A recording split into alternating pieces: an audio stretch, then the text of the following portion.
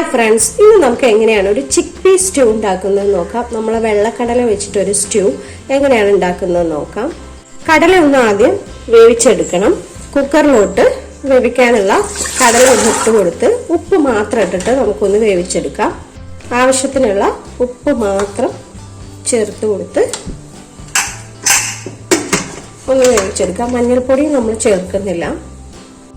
ഗ്യാസിലോട്ട് ഒരു പാൻ വെച്ച് കൊടുത്തിട്ടുണ്ട്. അതിലോട്ട് ഒരു 2 ടീസ്പൂൺ ബട്ടർ ഇട്ട് കൊടുക്കാം.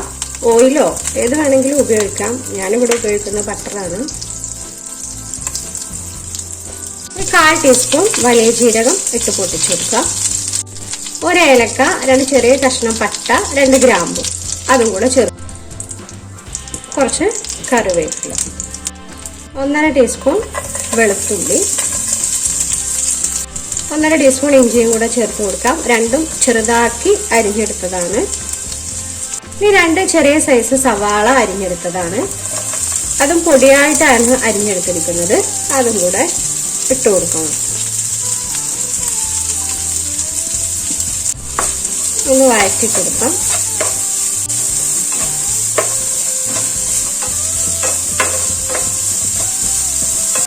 സവാളയിലോട്ടുള്ള ഉപ്പ് ചേർത്ത് കൊടുക്കാം.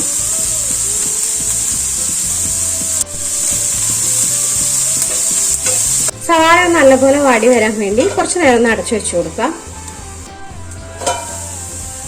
എല്ലാം ഒന്ന് നല്ലപോലെ വാടി അതിന്റെ പച്ചമണമൊക്കെ ഒന്ന് മാറിയിട്ടുണ്ട്. ഇതിലോട്ട് 1 ടീസ്പൂൺ ചില്ലി ഫ്ലേക്സ് ഇട്ട് കൊടുക്കാം. 1/2 ടീസ്പൂൺ കുരുമുളക് പൊടി കൂടെ ചേർത്ത് കൊടുക്കാം.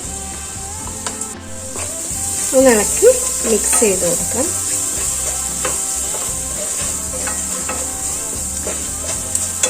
ഇതിലോട്ട് വേറെ മുളക് പൊടി ഒന്നും ചേർക്കുന്നില്ല. അപ്പൊ എരിവിന് ആവശ്യത്തിനുള്ള അത്രയും നമ്മൾ കുരുമുളക് പൊടിയോ ചില്ലി ഫ്ലേക്സോ ഒക്കെ ആയിട്ട് ഇട്ട് കൊടുക്കാം. നേരത്തെ വേവിച്ച് വെച്ചിരിക്കുന്ന കടല ചേർക്കാം.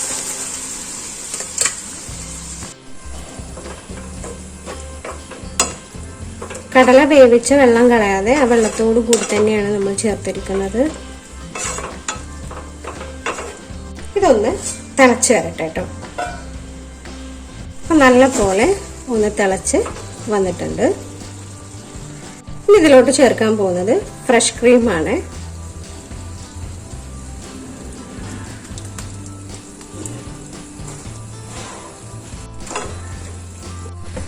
ഒരു 1/4 ടീസ്പൂൺ ഗരം മസാല ചേർത്ത് കൊടുക്കാം.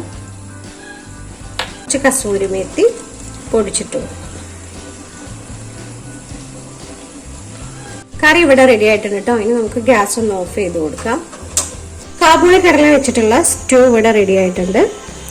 സാധാരണ ഈ വെള്ളക്കടല നമ്മൾ കറി വെക്കുന്ന സമയത്ത് കൂടുതൽ മസാലകളൊക്കെ ഇടും, തക്കാളിയൊക്കെ അരച്ച് ചേർക്കാറുണ്ട്. അങ്ങനെ വെക്കുന്നതായിരിക്കും കൂടുതൽ. ഇതുപോലെ നിങ്ങൾ ഇതുവരെ വെച്ച് നോക്കിയിട്ടില്ലെങ്കിൽ ഒരു പ്രാവശ്യം ഒന്ന് വെച്ച് നോക്കുക. ഒരു പ്രത്യേക ടേസ്റ്റ് ആണ്.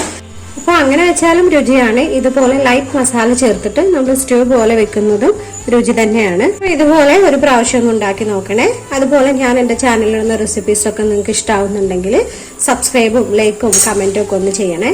പാലപ്പം, ബ്രെഡ്, അപ്പം അതിൻ്റെയൊക്കെ കൂടെ കഴിക്കാൻ നല്ലൊരു കോമ്പിനേഷൻ ആയിരിക്കും കേട്ടോ ഈ കറി. അപ്പോൾ എല്ലാവരും ഒന്ന് ഉണ്ടാക്കി നോക്കുക.